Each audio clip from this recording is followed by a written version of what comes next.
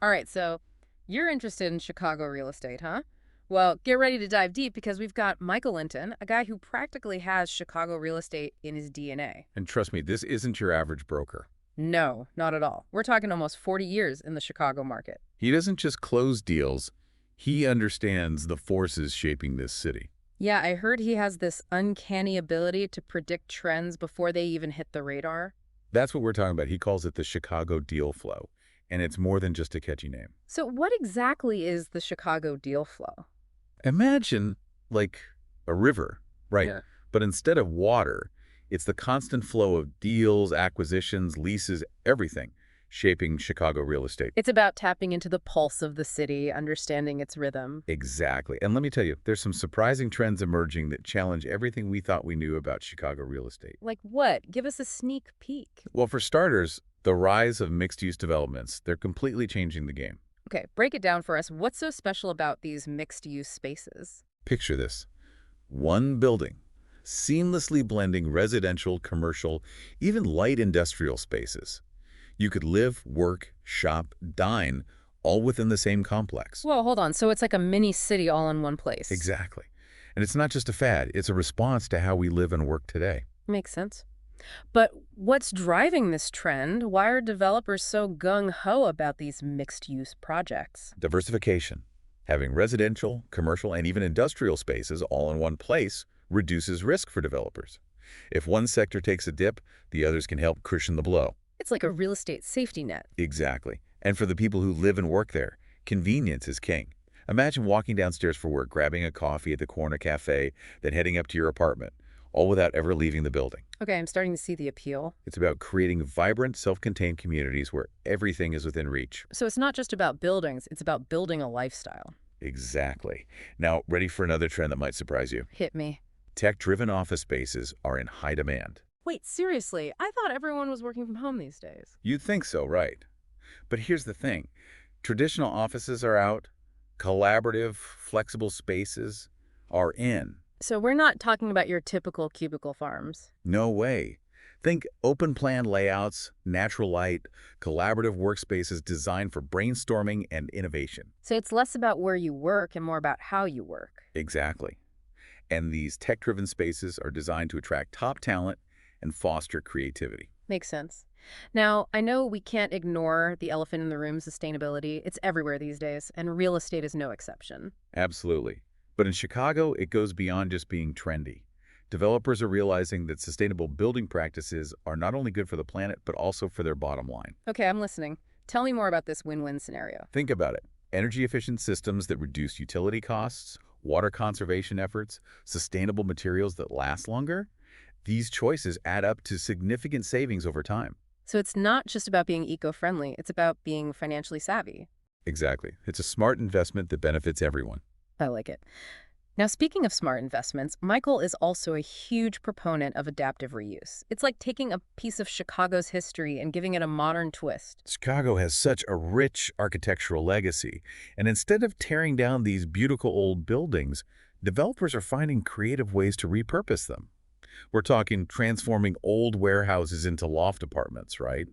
Revitalizing historic factories into these cool commercial spaces. It's amazing what they're doing, like giving these buildings a second life. It's not just aesthetically pleasing, it often makes more financial sense to renovate than to build from scratch. Plus, you get to preserve a bit of Chicago's history. Right, it's a win-win, and it speaks to Chicago's character, you know? Absolutely. And speaking of character, those old factories and warehouses remind me of another trend we touched on earlier, the whole e-commerce boom. Oh yeah, it's huge. Yeah. Every time you order something online, you're fueling the demand for more warehouse and logistics space. And Chicago is in a prime position to be a major hub for all that.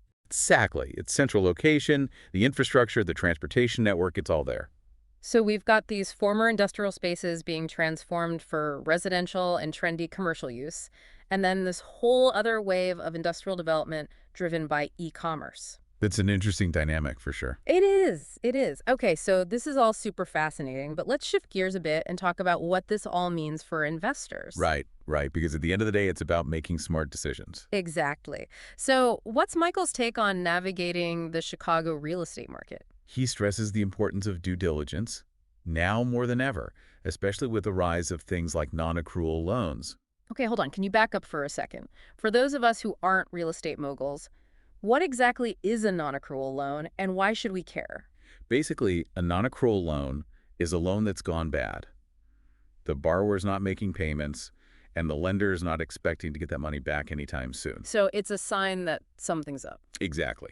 It could be an indicator of broader economic issues or problems with a specific property. So let's say you're looking at an apartment building in a neighborhood that seems to be on the upswing.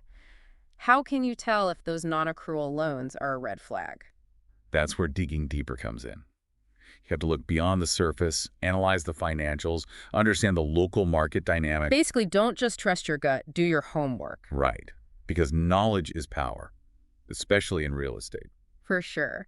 Now, I know Michael and his team are big on using technology to navigate this market. What kind of tech are we talking about? They're all about data analytics. They use it to identify emerging trends, pinpoint undervalued properties, and really assess the potential risks. So they've got algorithms working for them, crunching numbers and spotting opportunities. Exactly. It's about working smarter, not harder. Right, completely.